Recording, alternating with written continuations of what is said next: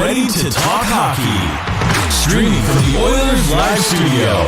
Subscribe or follow today. Hey, it's Michael here for another late night edition of Oilers Live Tuesdays. Back after a long hiatus. I don't know, felt like months, but I think it was just about a month. And Mr. Dash in the Park took over for a little while. Some shenanigans ensued. And I just couldn't, I was going to take 2 months off, but man, the way I saw things going, I just had to get back here in a rush. Hey, thanks for joining me tonight, and thanks for taking over the last month. Absolute pleasure to have been given the honor and the trust to be given the host chair while you were gone. So absolutely no problem anytime. But I'd have to say the fact that you have me back on the show tonight probably tells me one of two things. You haven't watched all of those other episodes yet, or I just drive ratings. I don't know. You pick. Yeah. Well, we'll let you go with whatever you need on there. All right. Whatever lets you sleep tonight. Text into the Heavy Studios text hotline and right. Let me know what you guys think. That's right. No, I did very much appreciated you coming in and taking over for a month. Lots happened. I mean, I'll be honest. I kind of, I followed, I watched, but as soon as the Oilers were out, I figured it was time to take a much needed break from hockey and didn't post much on Twitter or otherwise. And the folks over at Heavy Hockey have been doing all the editorials and taking care of things. But hey, if you're going to take an off season off, like from, following closely, this was the one to do it. I mean, nothing happened for the Oilers. So. Yeah. Nothing. If you didn't want to miss anything, nothing major happened. I mean, I think about this. Like, I look at this, and I don't remember the last time, guys were signed that I didn't think would be signed, and things just worked out. I mean, for sure. Just before I left, I told you there's no way Keith is taking retirement. Huge surprise. I knew about Mike Smith already, so that wasn't a huge surprise. And I said there's no way, multiple times throughout the last half of the season, I said there's no way we're signing Kane. Yeah. I figured he'd be gone for at least $7 million. And so, I've been calling it a little bit of the reverse curse for me. Every time I say something, it seems to kind of go the other way. And you and hey, low tide. You know what? I'm happy about that. I don't mind that. It's been a hell of an off season, and look, I'm happy to be back and talking hockey and talking about what's going on with the Oilers. And look, I guess the thing that I've been trying to figure out today in preparation for the show is, where are Oilers fans at? I mean, I'd say over the course of the last, 15 years, there's been a significantly large group of negative Oilers fans. I mean, there's a lot of great fans out there. You know them, I know them. A lot of guys that aren't, and women that aren't, negative all the time, and watching this team and appreciating some of the things that happen and don't happen, or have a positive outlook of where the Oilers are going. But I think this, for everything that's happened in the past 12, 13 years, 16 years, if you want to go all the way back to 2006, where does this rank in off seasons for you? Oh, it's got to be right up there. I mean, other than getting Connor McDavid in the draft. No, I mean, that's something we fluked out on, right? Yeah. I mean, you don't need skill to win a lottery and take the best next upcoming franchise player in the world. I take the context of when you say off season to be, the wheeling and dealing and the moving and the trading and the signing. And it's beyond compare, kind of, to be honest. Like when in the last 16 years has the Oilers had a franchise that was, I guess put it this way, when did Edmonton have a franchise where people were willing to come to? To me, and I know we're going to get into the details, so I won't go all Dursa on you here, but ultimately, I think Kane and Kulak were absolute gem deals for us because we got them I would say below market value based on what some of the comparables went for, Giroux, Goodbranson, whatever. And they took that discount, they took that salary, they came to Edmonton because they wanted to be here. And I would argue that Kulak and Kane were, two very unique and very important players that were available at those two respective positions. It was a great offseason, Michael. Yeah, I mean, it's not not often, done yet. It's not often where you can make it to the conference finals and more or less take the top players of your team into the next season, right? Mm-hmm. I mean, this just doesn't happen very often, Mm-hmm. right? Like it's and as we know in oil country, I mean, after we got to the final, everybody runs, and it seems to be that way. This doesn't happen for teams like the Oilers, right? Like, Mm-hmm. look at the guys to the south in Calgary.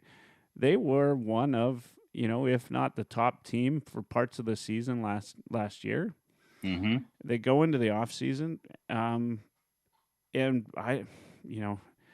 unless if you're a hardcore Flames fan, you gotta feel like it's been decimated, right? Like, let's start the show over. Ask me how I'm doing tonight. Yeah. Better than a Flames fan, Michael. Yeah. I mean, wow. It's just, but that's not unusual for Canadian hockey markets. I don't think, right? Like, guys they go on a bit of a heater, and then all of a sudden somebody picks them up, right? And I think that's the challenge, right? If you're in Canadian hockey markets, right, is that you get a guy that goes, on a heater in the playoffs, and then everybody wants him come free agency, right? I mean, it happens to the best of them too. It's not just Canadian teams. I see what you're saying, and you definitely have validity there. But Tampa lost Goudreau and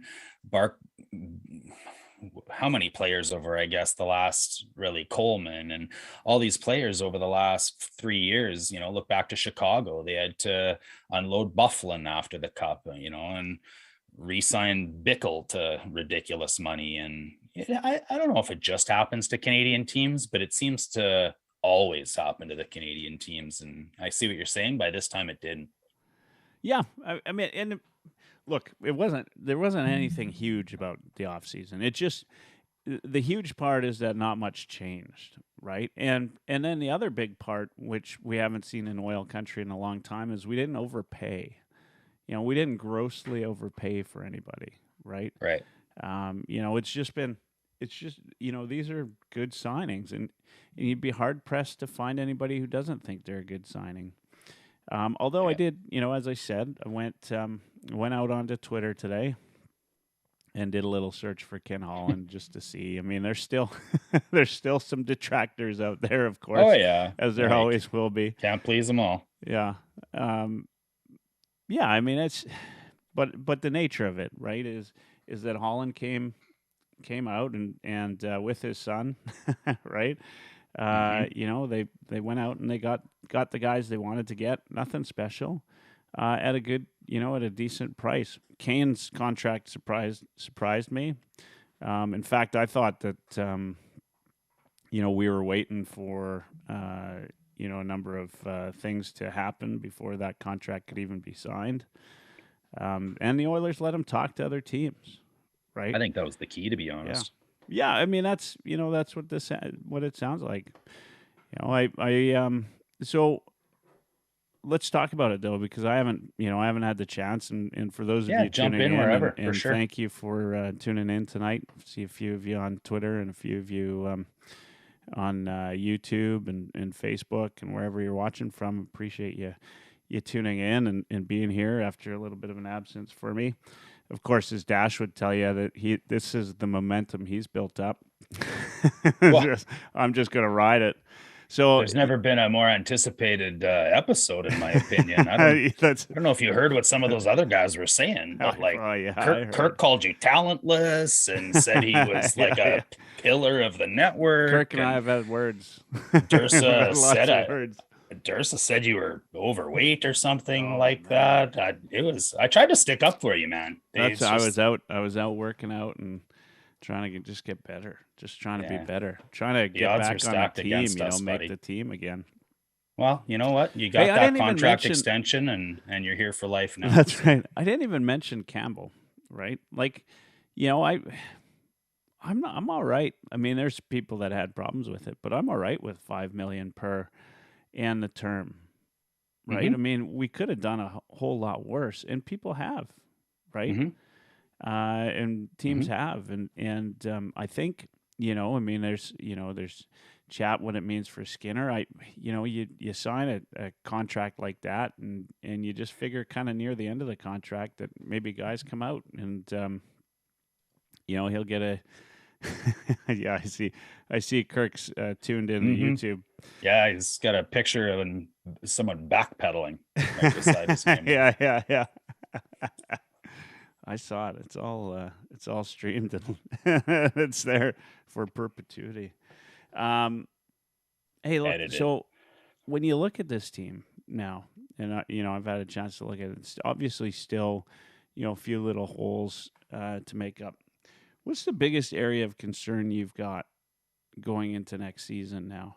I mean, we're not going to see a lot change, other than, I heard Stauffer talking that Patrick Kane might be a target. I don't, I've heard Dursa must have been having beers. That's not even close to reality. Yeah, I couldn't see that. And I suspect, we don't know what's going to happen in arbitration yet. Puljujärvi and Yamo, there might have to be some moves made just to make room, and Barry's still a question mark. But in your mind, when you look at this team, I've got my own thoughts. I'm happy to say them maybe first and have you respond. I mean, I know where I've got 2 or 3 concerns, and I definitely know what my biggest one is. But here's the thing, and when I look at the team, I think about where the team was last year, right? Yeah. We go into the season, all sorts of expectations, kind of dive bombs after, a good opening month. Yeah. Kind of. I was, just a little, where I was saying we wouldn't make the playoffs. 5-17 is just a kind of a bomb, kind of a dive bomb. I think that's the definition of dive bomb. And, Tippett's the guy, right? Like he's leading this team. I wasn't fond of Tippett. I wasn't fond of him for after years, 2. you've been saying that. Yeah. I just wasn't. So, it was on the get rid of Tippett train, and so we move in, and he moves out, and Holland finally makes the decision. It seemed like it was too late, but Woodcroft comes in. And Woodcroft, just presents a whole different picture for this team. Just the way that he is, everything from the way he reacts to the media to the way he seemingly reacts to the players, and what he shares out in public, and I'm sure is different from what's in a room, just like, many a good leader. And he brings along, Mattson, and he's got a chance to, maybe even change the lineup or change up the coaching lineup a little bit more if he wants. Right? Like if Gullickson's a target for him or not, we'll see, right? Yeah. And he's got this. He comes in and he does what seems like amazing things. Some people could say it's the new coach bump. Who knows? What we know now is we're going into a new season, and we've got what we think is a capable defensive coach in Mattson. Right? He seems to have a way with the defensive systems that, I don't think we saw before. And, there's, and we've got Woodcroft there who now has a chance to really put his face on this team and give the team kind of the route that he wants to go with, more or less the same lineup that he had, with a couple of, argue improvements, one in net with Campbell. you can't say Smith An didn't improvement. give us everything he had, but I think Campbell's overall a better goalie. And so this is the way it's going to be, right? We're going into the new season. My concerns last year, and they showed just by the eye, was on defense, right? Always concerned on defense, and then the bottom six were also a concern, and then goaltending was a concern. I mean, I always thought the numbers looked better than what I saw on the ice, right? And so when I look at this, I think goaltending we've done probably as well as we could expect. What was out there, there was maybe some, everybody thinks, well, why didn't you go here? Why didn't you go there? Everybody just sometimes they think that a GM can wave a magic wand and they'll get whoever they want for for whatever. Like Markstrom was never a possibility for us, right? We don't know that, right? And as it turns out, A lot of rumors we say that might he have was going to dodged go a and play bullet. with his childhood buddy Elias Lindholm the entire time. And Yeah, there's exactly, right? documented stories about their childhood sleepovers. And That's so right. much. That's right. So, Yeah. So I mean, these things happen, but so we did all right on goaltending. I think that's an upgrade. I'd argue that given what we've got with Kane coming back, Hyman, of course, Nuge, and you've got to figure Yamo. We'll get that done. That top six looks pretty solid again going into next season, and I think even more solid given the fact that we've got a coach that's got a system that I like, right, and I think the players like. The bottom six, I don't know. I mean, there's some big question marks there still for me. Janmark, right? Janmark. Janmark. Yep. Like I was thinking of Yarncroc.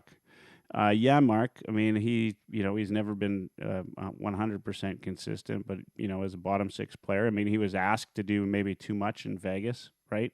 He comes to Edmonton where he's playing on a nothing contract for 1.25.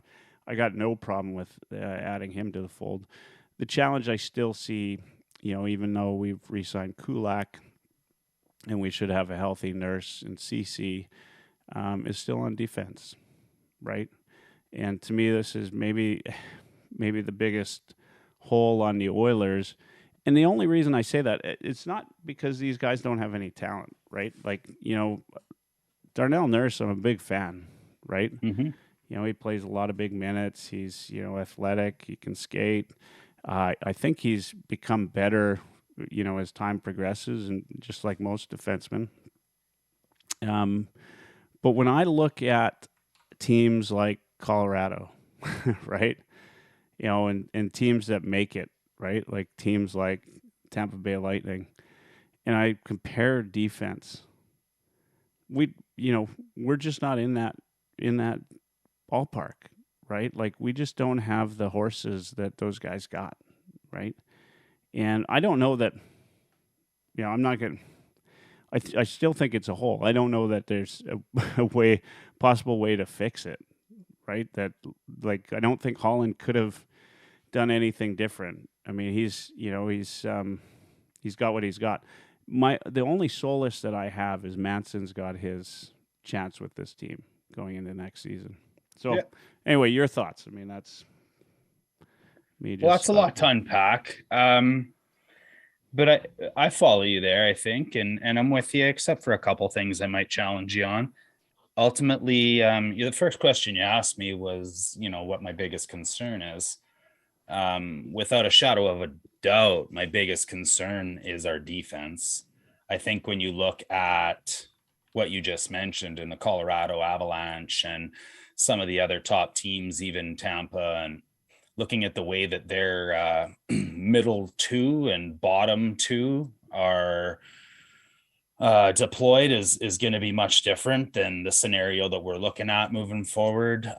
Re-signing Kulak was absolutely essential in my estimation. I'm on record several times on your show as well as on Twitter saying that Kulak's re-signing was more important than any winger we had. I just believe that his intangibles and his unique ability to be able to close gaps and eliminate odd man rushes and his absolute sublime skating is something that our defense was heavily lacking, and something that we, heavily needed. So that was a big part of it. And the other thing is Barry staying after Keith retiring is just fine. I'm okay with that. Having that other veteran player, Barry's consistently a top 10 scorer on the back end, and then is doing it for $4.5 million. There's guys making 9.5 when you talk about Nurse and Seth Jones, and I'd rather have Barry at 4 than Seth Jones at 9.5 any day. And the fact that Barry's game was stabilized by Kulak so much last year was a big and glaring success, and probably credited to Dave Manson, to your point. That said, that success came on as mostly in the playoffs, obviously, as Kulak was an acquisition late before the playoffs. But that pairing really blossomed in the playoffs, but it was as a third pairing, right? You had Keith and Bouchard taking second line minutes, and you had CC up with Nurse on a top pairing, which, having those guys look at matchups versus, third and fourth lines versus other teams' second lines is a big difference.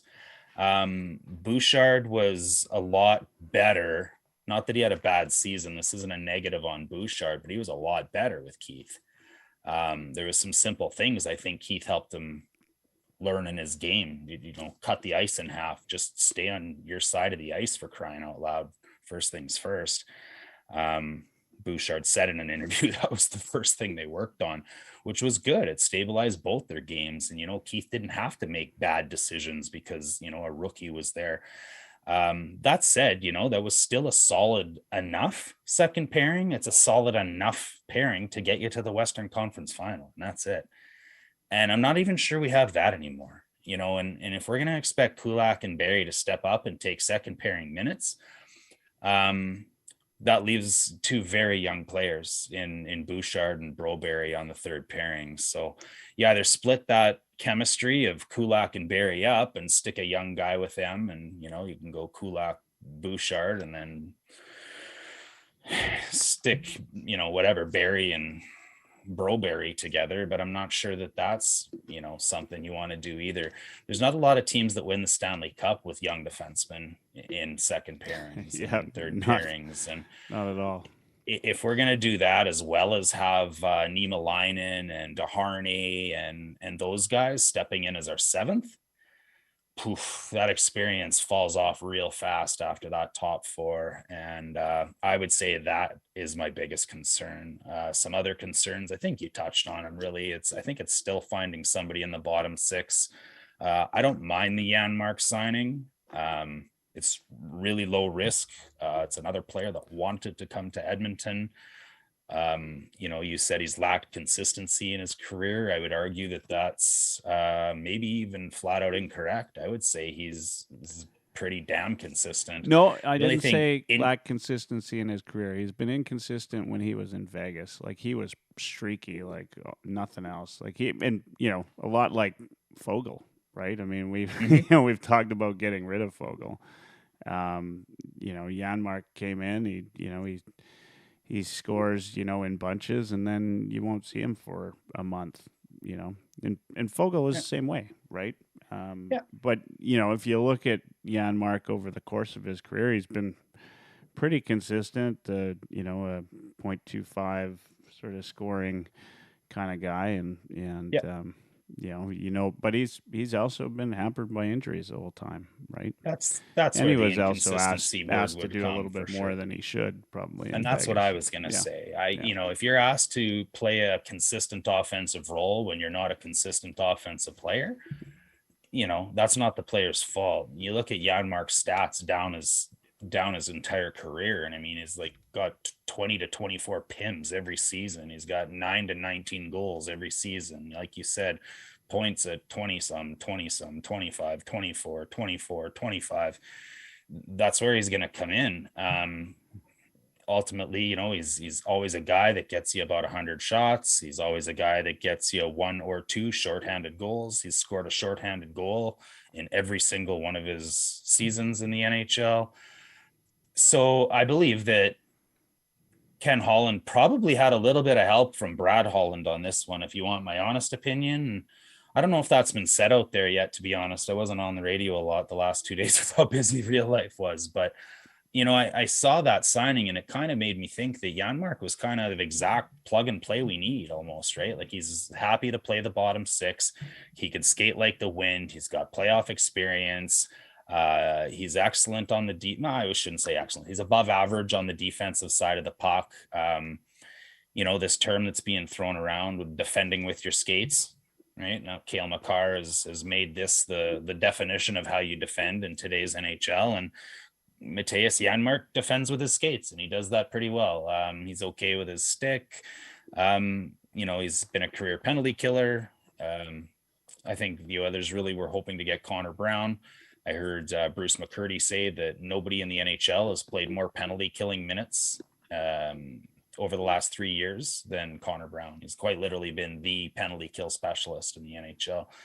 Missing out on that, Janmark's not a bad second pick, right? Probably has more speed than Brown, similar size. I kept hearing about how, Brown's size. I mean, he was 6 foot, 190. He wasn't big. Yeah. Might play a little bit of a bigger game. Did Brown play more penalty minutes than Brassard? Well, and with Brassard, and Brassard out and Archie in, that's an Archie out. Sorry, yeah. That's a big hole that we have, right? And so to have a career penalty killer with that kind of experience now taking over where Brassard, Colton Sevier, and Archibald played, that's an upgrade, right? So I don't mind that signing at all. I think if you're going to deploy him in the right way, then I believe you'll have exactly what you need. Only player second player since Wayne Gretzky in 1993 to score a hat trick in Game 7. Matthias Janmark scored 3 against the Minnesota Wild in round 1 last year in Game 7. Yeah, he certainly. I mean, he's shown up during playoffs. At least sounds like somebody we need. Yeah. I mean, that's and that's what gets you the distance, right? Is I mean, we know that as well as anybody with guys like Pisani and right. Yeah. You need guys that are gonna perform when it matters, right? Yeah. And sometimes those guys don't show up as much in the regular season. They whatever it is, they thrive on the pressure that the playoffs brings, and maybe he's one of those guys. I mean, time will be will tell, and the reality is we've made it to the conference final now, right? Bar's set. Yeah, the bar is set. So it's got to be at least that. Calgary made it easier this year. I think Vegas, as well, made it a little bit easier. Yeah, they're shipping some of their best players out east. Yeah, I mean, it's we've got a few holes to fill before we can get to that level still. Yeah, right? Before we can get past that level at the very least, right? Right. So Janmark helps with some of that. I think these moves are definitely moving us there. My other concerns would lie probably. I think we still need somebody to be able to unload Draisaitl's face-offs responsibilities. We can't rely on him for every single face-off. Janmark's not going to be able to do that. Derek Ryan's not going to be able to do that. Nuge is okay at best. Connor's okay at best. I'd like to see something there. So I don't know if that comes in a bottom 6 player that has that type of capability, but still has some edge. If we're going to fill another bottom 6 role, I don't necessarily want it to be, I'm glad we have Janmark, but I don't want it to be another Janmark, right? Like I'd like to see now somebody that's got some physicality and somebody that's got an edge and some grit in their game. And then I think that person can kind of fill 2 roles or potentially 3 if they can do a little penalty killing as well. So you bring the physicality, you can also fill a bottom 6 position and hopefully penalty kill. I think that's something we need. We did okay, I think, on the goaltending front. I still think Campbell would have been my second option. My second option being the first option, defaulting to wanting somebody for only 2 years or maybe a year if possible. I still would have liked us to try and get Reimer or Nadolkovic or Talbot if he was available to come back. I think we get the same quality of goaltender as a Jack Campbell. But you get him at 3 or 4 million instead of 5, and you get him at 2 years or maybe whatever instead of 5. And then if you have what you have in Skinner in a couple of years, you're not tied to them any longer. And, No, I just that's a think, little bit of at a risky 5, stopgap that way. And I understand Campbell secures the position, but, and we can get into Campbell. I've looked at a lot of video since we've acquired him, and I am quite optimistic, and we can break that down, but that's not the question you asked me. You asked me about my concerns. So a small concern is that we may be tied into Campbell for too long. Obviously the term there is a little uncertain, but you know what, if the Oilers do what the Oilers should be doing over the next 2 years, they should be one of the top 5 to 7 teams in the NHL. And any goalie that's playing alone or in tandem on that team should have some pretty decent stats. And if we've got a stud in Skinner in 2 years and Campbell's still got, 1A, 1B excellent stats, trade him.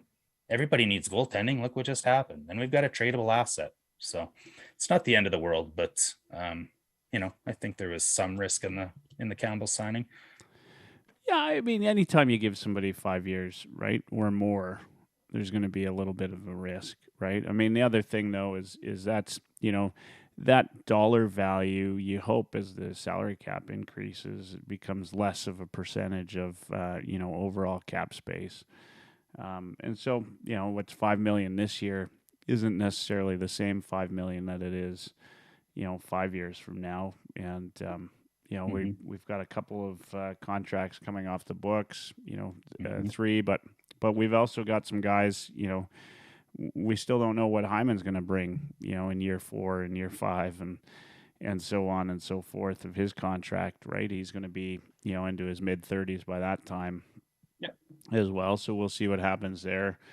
And for that matter, even Nuge, who knows if the guy really ages, but I mean, he'll be mid-30s by that time too. The reality for me, right? We've got to win now. And so, if you had to give him 7, give him 7, right? If that's what's on the table. Yeah. I'd much rather win a Stanley Cup in the next, year or 2 years than worry about what the team looks like 5-6 years from now. Whether that's it has to factor in somewhat, but I'm with you. I'd rather celebrate a cup now and have a rough time as an Oilers fan for a few years after than just drown in mediocrity. Yeah. We've got Carrie on Facebook says thoughts on Broberg and Niemelainen getting more time this season.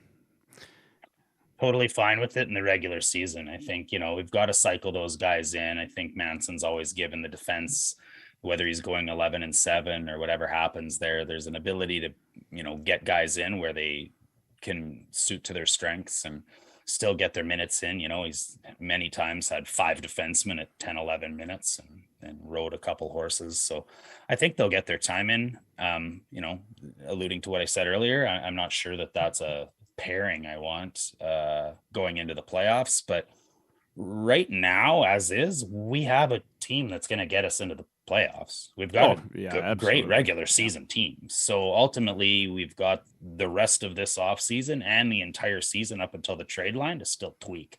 And if a guy like Gudbranson shakes loose at the trade deadline, not Gudbranson, obviously, but that type of player shakes loose at the trade deadline, then we grab him for the playoffs then. So I almost don't mind making that type of move for the defense or for, a couple of guys like that until then, just so that we can still give Bouchard and Broberry the minutes they need. Yeah, and I'll tell you this, right, is that, unlike last year where we take the nosedive, at least this year I would expect a little bit more of a consistent approach to the season.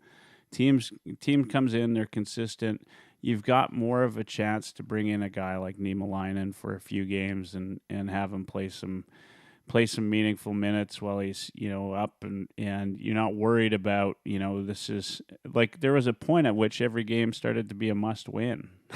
Right? Yeah, for sure. And that's a shitty way to. We were out of a playoff spot when Woody took over, man. Yeah, and it's a shitty way though to bring in young players, right? And so I would expect with this team that this is, and I know we're still a ways away from the season, but the way it looks is this is a team that should definitely be fighting for a top spot in the playoffs, top spot in the division at the very least. Unless if something goes horribly wrong, which you never know, but this team should be right there. And so, bringing in those young guys throughout the season and playing in that type of an environment and playing in a winning environment with a coach that, like Woodcroft and like Manson, guys that, know how to deal with these young kids. That's only going to be good for their development. Right. Yeah. And they might surprise you going into the season. We've got Jack Jensen on YouTube. He says, will the Oilers lose a draft pick for tampering? And before you answer that, did I miss something today? Because this is the third time I've heard tampering come up today. I also like I said, I wasn't on the radio a lot in the last few days for my real life. So Jack, fill us in on. I'll do a quick search, but on YouTube, I did a search. I couldn't find anything, but just commentary in and around. Gotcha. I mean, obviously, what it's about is the fact that it took 1 minute for the Oilers to sign Jack Campbell. I would think, right? That's every. Well, yeah, it's every free agent so. day, right? Yeah. Nobody's been. Who was on 1260? I feel bad not knowing who I'm quoting, but they said it was interesting in a lot of cases how the wives and girlfriends will now just broker the deals. And there was a lot of talk about Hyman's wife and Campbell's fiance being very good friends, and Hyman having an excellent experience in Edmonton, and his wife, graciously giving that information to Jack Campbell's fiance. Well, I haven't read through the CBA. I'm sure you haven't either, but I'd be shocked if anything is in there about wives talking to their friends about where they enjoy to live or not. Yeah, I mean, it shouldn't surprise anybody, right? I mean, it's these guys choose to play somewhere for a number of years. They better be comfortable with who's around them, and it becomes a part of the team that's really important. And as everybody knows, I mean, the wives spend a lot of time together, right, with any team. So. I have no doubt that factors into every decision. Jack says they need some grit. We talked about that. Agreed. Stal Zemsty agrees on the defense part. I think we can all agree on that. It's the biggest concern still. Keeping the team together. Mickey Cordes says, "Go Avs." Appreciate you tuning in. Yeah, the Avs, is that one of your friends you met when you were jumping on the Avalanche bandwagon when McKinnon dragged it through Cole Harbor there, buddy? Or? He and Crosby have been out here golfing quite a bit, so says you yet to run into them, but I'm sure it'll happen. Which is shocking, seeing as you're just hanging out in the parking lot loitering. I know, like right outside their houses. Sure, their tea time's one of these hours. I'll catch out. We wondered where you were for the last few weeks. Now we know. That's right. Yeah, no, anyway, I mean, it's good to have other fans and a different perspective on here. I knew Jeff was on here, and that was good to see somebody else. I haven't heard any more about the tampering. I just saw it 3 times that's come up. So again, Jack, if you know anything that you want to share, feel free to share. Okay. Friedman said at the end of his podcast that he thinks there may be tampering accusations being made. Would have to think that Edmonton will be at the center of it, seeing as the 5x5 Campbell contract was known weeks in advance. And it was. I mean, they were reporting on Campbell prior to the free agency, but I don't know. I mean, that's nothing new, right? Wow. And why? Yeah. Because Oilers. Yeah. I mean, I don't. I mean, we've already been punished by them taking away our capture penalty on the Keith retirement, and might as well screw us by, they took our draft picks away because we signed Chiarelli and then changed that rule the next year. They might as well take these draft picks away too. Yeah. No, and I mean, it's probably as well. We'll see what happens. Figure that one out. So must be a What's Friedman speculation. what's left for the Oilers now? I mean, we've been talking about this tonight, but I look down this lineup. You think there's still a deal to be made? There's been talk Puljujarvi is going to be traded for some picks, possibly, or something. There's not. We'll see what happens come arbitration.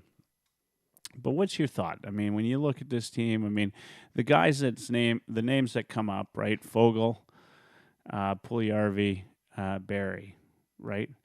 I mean, if you see any of those three leaving? The first one. JP, still, I'm on the fence with that. We've seen Holland play hardball with JP and not trade him for his entire existence as GM. That said, if we're giving Holland pats on the back this week, he probably deserves one for JP still even being in the organization in the first place. So that said, it's obviously his agent has said that, they'd prefer being moved. He hasn't requested a trade per se, but that they, would love to explore other opportunities. If Holland isn't going to get what he wants and he doesn't want a second round draft pick, then it's not going to happen. I really, truly think that Holland will have every intention to stick Puljujarvi right back on the third line right wing like he was last year and tell him to prove it. Go score 20 goals and put your head down and work hard and show us that you're dedicated to team, and then I'll be able to have more value to trade you. Help me help you. Whether it happens or not, I don't know. I can just still kind of see that being a 50-50 type of scenario. The key for me on Fogle was Janmark. I think once Janmark was hired, that was they're both left wing. I think, we just got Fogle at half the price. He's just as an effective player, 5-on-5, except he can penalty kill, but then we lose Fogle's physicality, right? So Janmark has a higher finishing touch and a higher offensive ceiling than Fogle. So, being able to slot a guy like that up on maybe the second line every once in a while probably makes more sense than a Fogle. I think Fogel's on his way out. Barry, we can't trade Barry now, man. There's no way. I just told you how our biggest glaring concern is the lack of veteran presence on the back end. You can't go trading Barry unless you're getting Adam Larson back. I don't think he gives you the same. That's the thing, right? Is I don't think Barry gives you that veteran presence on the back end. He's certainly a veteran. He's good in the playoffs, man. He's always been good in the playoffs. He just doesn't give a shit in the regular season. He never has. Barry is what Barry is. I mean, honestly, I wouldn't have called him one of our stars in the playoffs, though, and it's Barry. Us. I mean, he's scored not a game series winning goal. Yeah, well, somebody's against the Calgary Flames. Yeah. Somebody's got to score it. It was in 5. Right? Was it? Oh, I forgot already. Yeah. No, I mean, I'm not gonna say that the guy deserves to be on the team just because he scored a game-winning goal. Hey, quick yes or no, Dursa. You've probably scored a game-winning goal. Is it going to be another 30 years before the Oilers and the Flames play in the playoffs? Oh, man, it's ugly. It's ugly right now for them. But they got Lucic. This is what I liked in what Holland did too, buddy. Tell me if you hear a consistency in here, but the 6 players that we brought into the fold are Kulak, or kept in the fold, if you will. Kulak, Kane, Janmark, Campbell, Picard, McKegg, correct? Yep. Here's their ages. 28, 29, 30, 30, 30, 30. Yeah. I don't think that's an accident. But when's the player's NHL peak? 27 to 31. The guy we're still missing. And I wanted to talk about this, so it's a good time to talk about it, right? We're still missing Patty Maroon.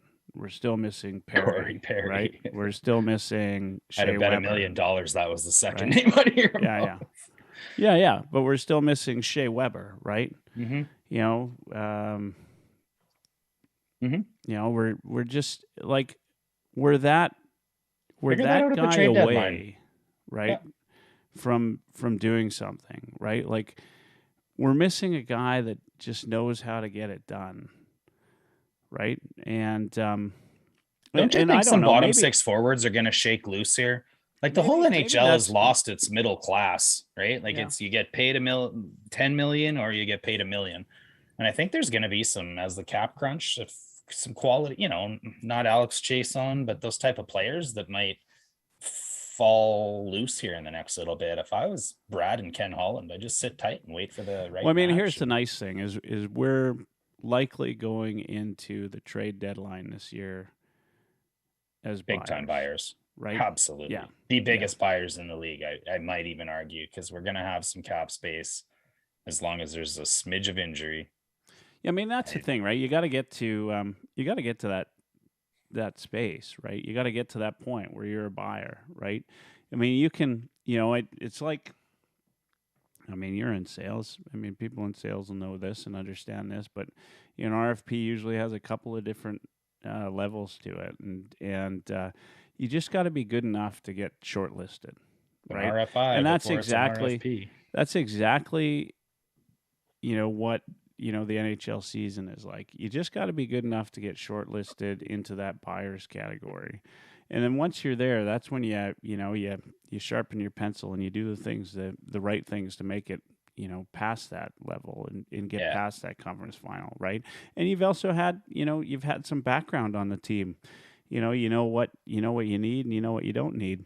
Putting Brad Holland in the mix, even though it for all the things that having your son work with you, all nepotism wrong. Aside. Yeah, I mean, that's here's a guy that maybe finally gets it right and finally kind of understands some of the things that Ken Holland doesn't understand, and can talk to him at the dinner table and just say, "Dad, you're fucking wrong." Like, whereas who else is going to say that shit, right? And so maybe this is the year where finally we get to that point where we're adding on the right tools and we're getting the right folks.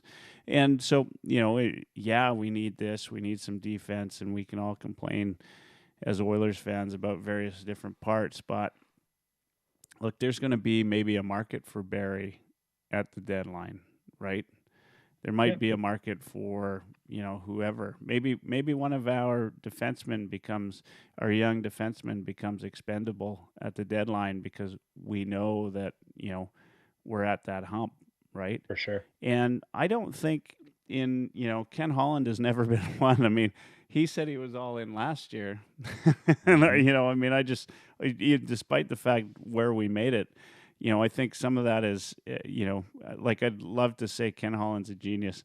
I don't feel that way. I mean, he lucked out, right? Like Kane, Kane was a gift, right? Like that doesn't happen to just anybody.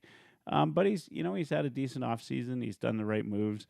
And he lucked out getting McDavid and Draisaitl on a team for sure, right? I mean, those guys are starting to drive some things, some people to come to the market that, and then Hyman, right? It sounds like he's an ambassador for the team as well. So we're getting the right guys.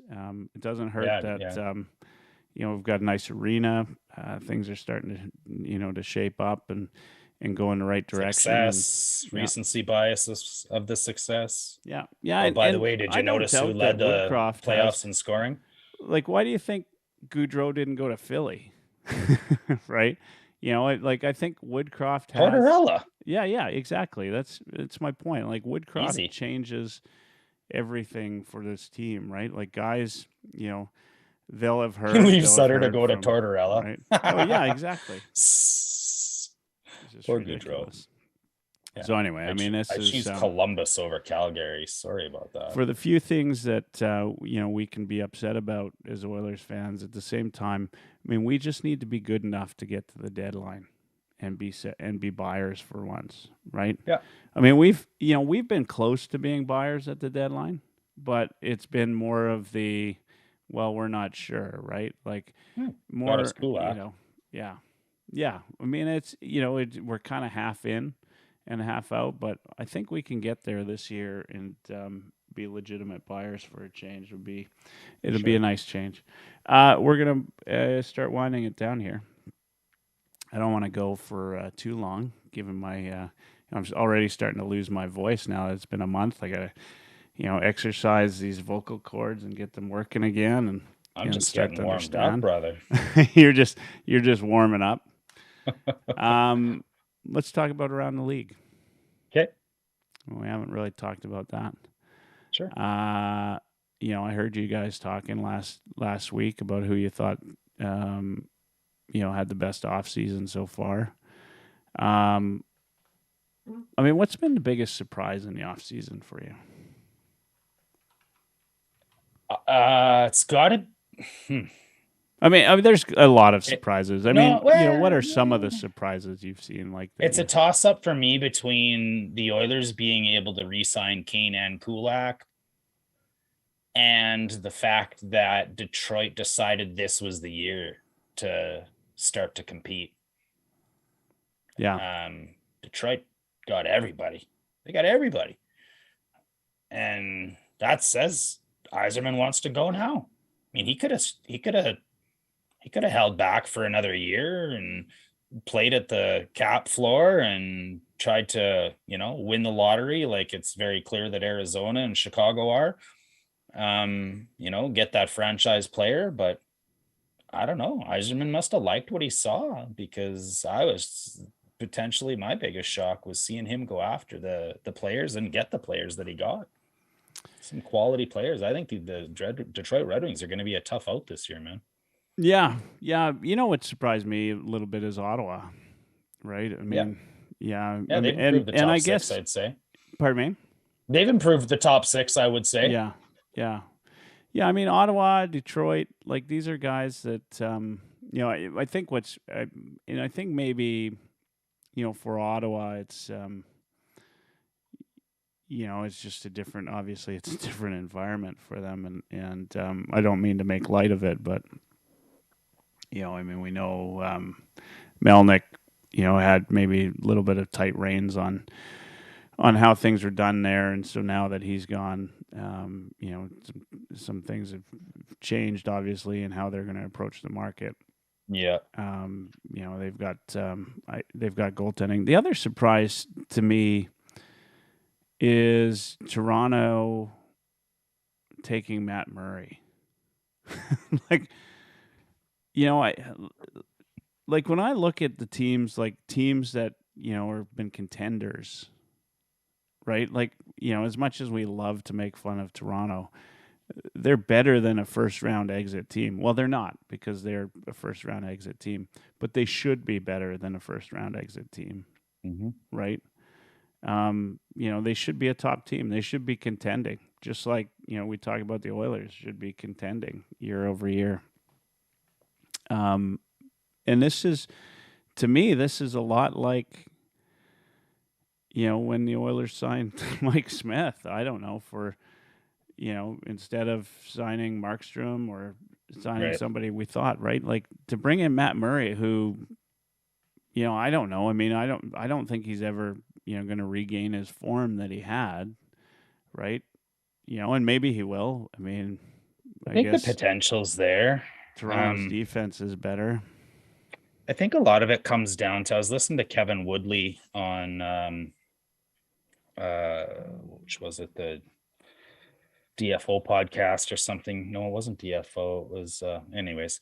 Woodley was talking about how the style that Murray had in Pittsburgh was something that was beneficial to the system that Pittsburgh played, and worked very well in that system. And it was a lot of straightforwardness and not letting Murray move laterally, which is his weakness. And when he went to have some time to work on his game and was injured, he changed his style completely. And from the point in time last year in Ottawa, when he changed his style, to the point before that, his stats were a complete flip. So at the beginning, when he was still working on things and he was battling through injuries and trying to tweak his style, the success wasn't there. But when you look at the overall picture, Murray is actually one of the top goalies in the NHL in expected save percentage 5-on-5 and goals above expected, or saves above expected, pardon me. And especially in that last half. So my guess is that the history of Dubas, I believe, had him in junior as well. Matt Murray, I think there's some history there. And going back there. I just think that he feels that he trusts the player, and that the changes that he made and the adjustments he made satisfies their analytics and their scouting staff, obviously. I don't love it. I wouldn't have wanted Murray. That said, they brought in Samsonov as well. So, maybe that has that 1A, 1B capability for them to tandem. I don't know. Toronto be leafing, man. Like, they don't trust any goalie they have. What was wrong with Freddie Anderson? Like, Campbell had the best save percentage in the entire NHL before he got hurt. He had a 9.48. All-star. Jack Campbell had a 9.48 before he got hurt. Yeah, it's ridiculous. With Toronto. Like, I've all the confidence he can do that again if healthy with Edmonton. So, yeah, it just doesn't make sense to me, in terms of, what you're going to do and move forward, right? And then I mean, you're still talking about a guy that's, he's only got Matt Murray's got 2 years left on his contract? 2 years left. Yeah. Like, what do they do then? I mean, do you really want to be like... Right, yeah. When I said I wanted a guy with a 2-year contract left like that, it was because we've got the Skinner coming up, right? We need to see what we have in that. They didn't even have a backup when they did that, right? Samsonov was something that came in after the fact. So, yeah, you're right.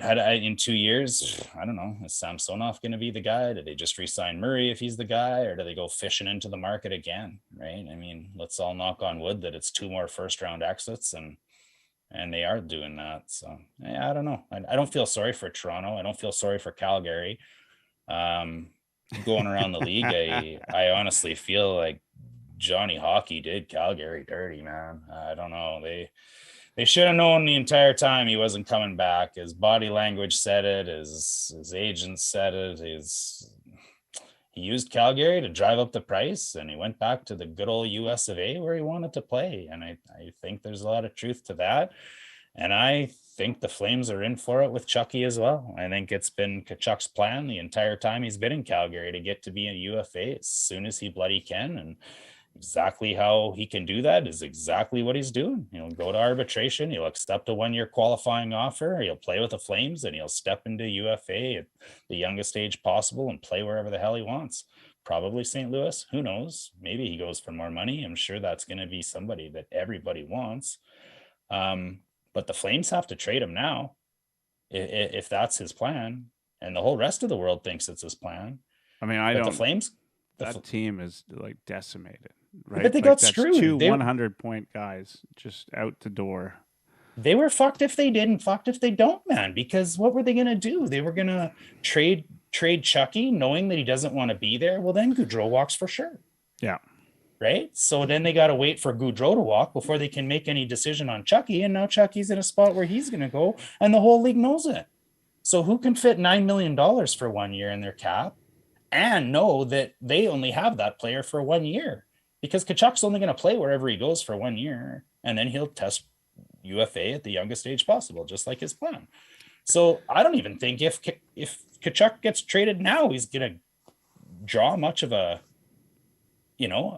package back. I think ultimately you get a player for a year. What are you willing to give up for that player for 1 year? And the teams that are willing to do that are already up at their cap limit. So I don't know. I think if it's just your Arizona or your Ottawa or whoever that's going to try and grab Chucky for a year and cross their fingers, they can do what they can to re-sign him because they think they can, so be it. But I don't know. The Flames, what do they have left out of Iginla, Giordano, Gaudreau, and Tkachuk? Yeah. They got Rasmus Anderson. Perfect trade-off. Yeah. Here's a thought for you. Flames are sellers at the deadline. Mm-hmm. Oilers are buyers.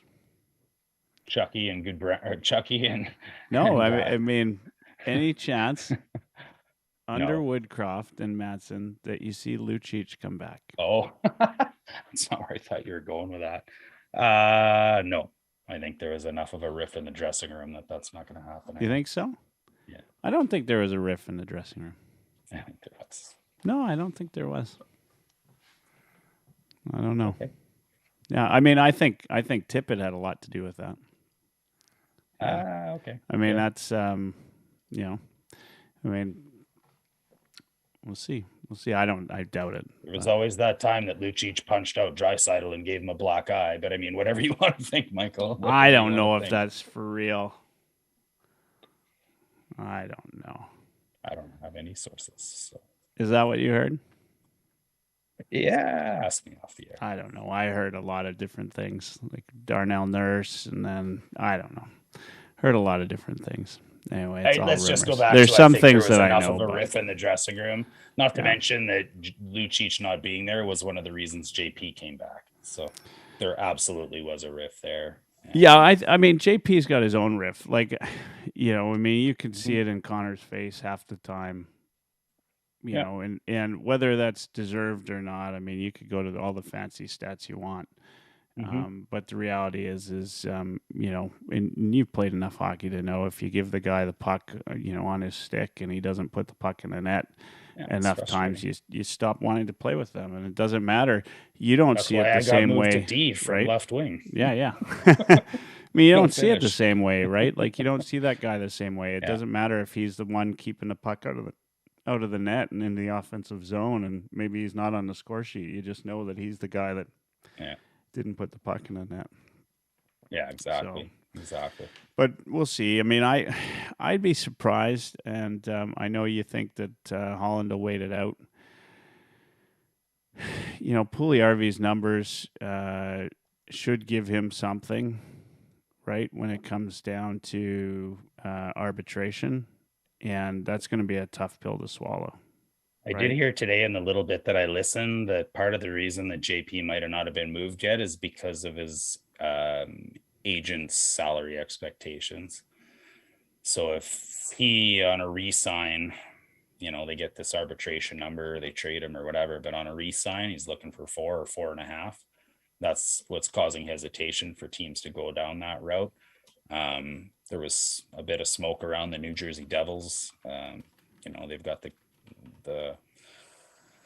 that type of need for that type of player. They've got the cap space. They do the analytics heavily, which is obviously, JP's biggest supporters are in that analytic community. So I wouldn't hate seeing something that's, if we can't get a draft pick for him and we have to get a warm body, what about like a Ryan Graves in New Jersey or something, a guy that's 6'4", 6'5", can still play some decent defense and, 20, 30 point guy, consistent enough, block shots, I don't know, maybe there's something there, but we'll see what comes out of it. Where do you think JP might end up? Where do you think he's going to be from the start of the season? Oh man, I don't want to get back into the Oilers talk, but it does tie into what other teams are doing, right? Yeah. Arizona. We didn't, we didn't talk about that. That's the last thing we're going to talk about quickly. Sure, man. Cassian gone, I think, is huge for this team, right? Yeah. I just think, he was at that point in his career with the Oilers that you didn't know what to do with him, right?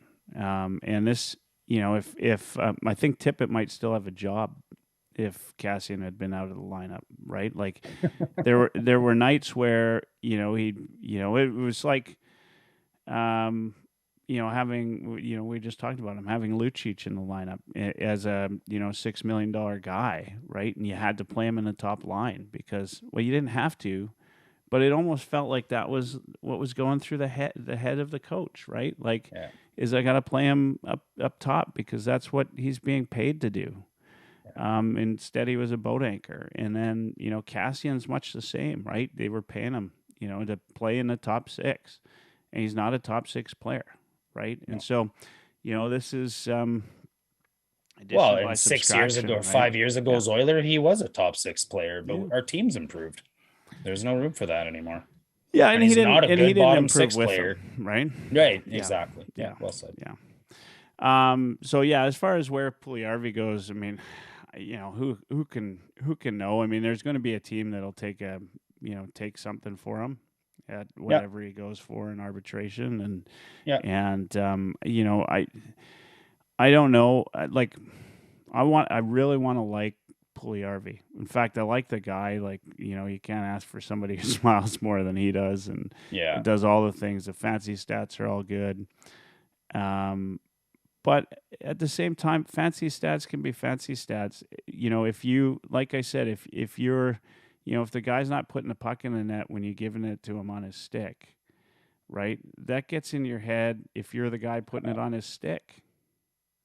Sure. And that's not a stat you can, right? Like, that's just not a stat you can put in there. And I'm not, look, I'd love to say, Puljujärvi's got all the skill. I mean, he can do it. Obviously, he got, struck with COVID this year. It seemed to really affect his game. And if Carried an anybody's injury streaky, through the playoffs. Yeah, if anybody's streaky, he's kind of streaky, right? Mm-hmm. He does, he does things well. He does, he keeps the puck in the offensive zone, and there's a lot of good things. And a lot of people argue that we should be keeping him over Yamo. I just feel like, and I'd probably, if we were just talking stats, I'd probably argue the same thing, right? Like, keep Puljujärvi over Yamamoto. But there's team chemistry that you just can't, you can't put a stat on. That's right. Right? Like, and to me, that's kind of the big part of this is that, yeah, sure, I think people love Puljujärvi. I've loved a lot of teammates too, but I didn't want them on my team. Right? Yeah, And exactly. I kind of feel like that's a very big potential for where he's at in his career. And then, of course, you've got his agent who's saying he deserves top 6. Right? I'm frankly, if you're McDavid and you just played half a season of him, struggling like he struggled, right, to put the puck in the back of the net, it'd be scary for me to think of him in a top 6 role, right? And I'm not saying that's right or wrong, but perception is reality in this case, and that's just the way it is. So I feel like longer he stays on the roster, the more we talk about it, the more the team talks about it, the more everybody talks about it, and it's just not good for the team, right? Nobody's going to talk about whether or not Yamamoto should be on a team. They might talk about whether he should be a top 6 or or bottom 6. Yeah.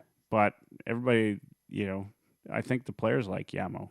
Well, And that's not to say they don't like 29 love playing Puljujärvi, with him. right? That's not to say they don't like Puljujärvi. I just don't think that they view him in the same light that they view Yamamoto. No doubt about it. And so let him be, the next Nichushkin or whatever, right? Like, it's just not going to be with the Oilers, right? Yeah. I mean, what people can't figure out or can't get through their head sometimes is this chemistry aspect, that you just have to have the chemistry to be on a team. And you don't have to, if you trade somebody away just because they do well someplace else doesn't mean they would have done well on your team, right? We've seen lots of examples of guys going to a new team and getting a new life and doing the right things and just getting somewhere where they weren't expected. Yeah. And so, if I'm Holland, I wait until he gets the contract signed, and then I find a way to get him out, right? Yeah. That's just it. And hey, I'm 100% believe we're getting rid of a good player. Yeah, but I just don't think he's going to be a good player who thrives with the Oilers, unless if he comes out of he might come out of the gate just flying, and then everybody will love him, right? Well, and he did last season too, but ultimately you got to have the right head. And if his head's not in it and he doesn't think he's a third line player and he's not willing to play on the third line because, as if he's not going to get bumped up the lineup from time to time. Come on, Yessa, buddy, when you're bumped up, you're playing with the 2 best players in the world.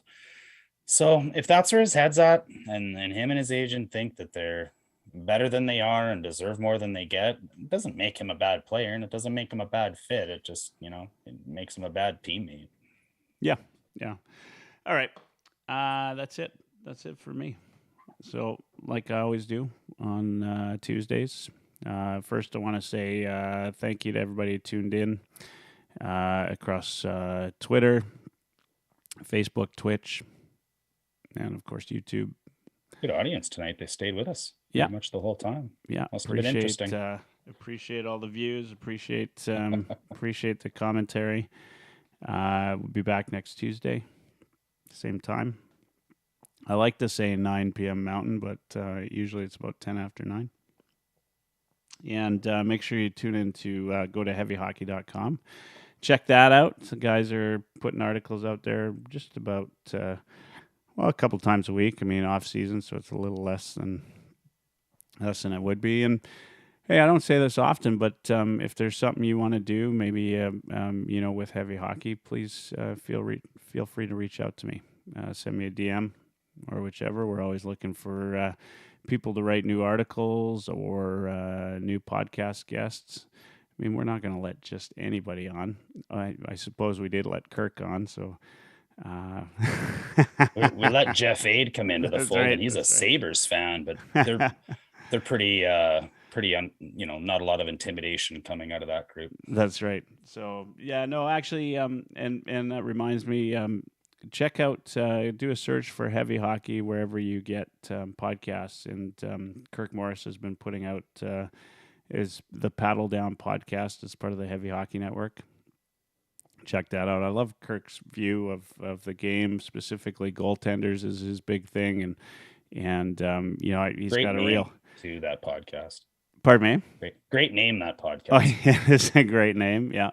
But you know what? He's got such a super folksy way about him that I love listening to him, and I think you will too. So make sure you tune in to the Paddle Down podcast. He's put out 3 episodes so far, and I think they've all been really solid episodes. 2 he did on his own, which I could never do because I just don't have the talent to do that. So good job for Kirk.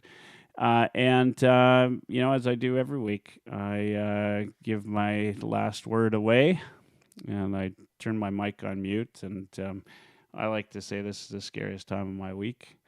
You know the rules. Say what you will, and when you're done, say goodnight. Thanks for coming on, Dash, and thanks again for taking over the show for a few weeks. Appreciate it.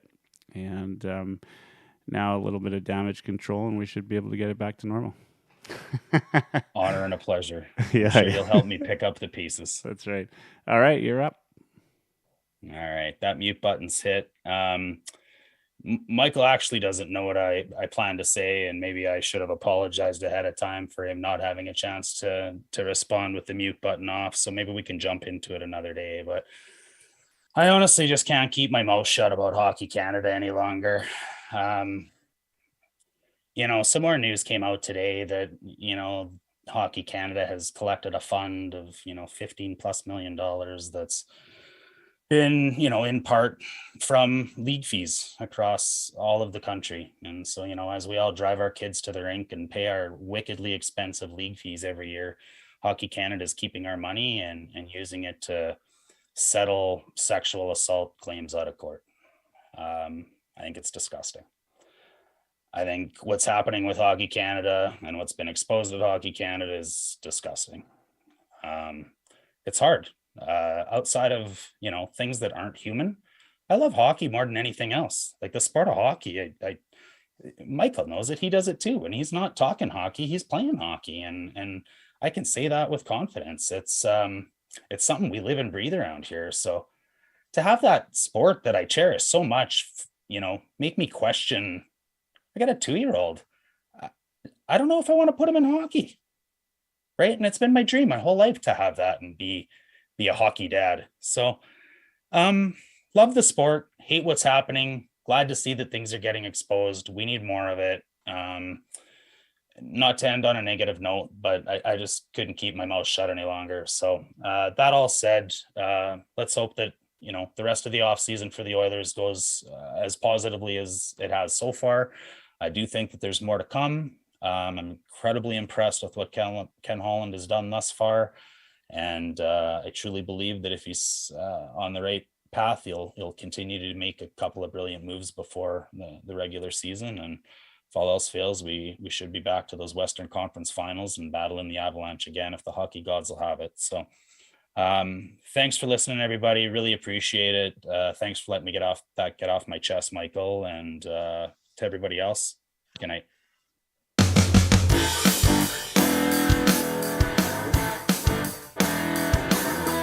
Oilers Live.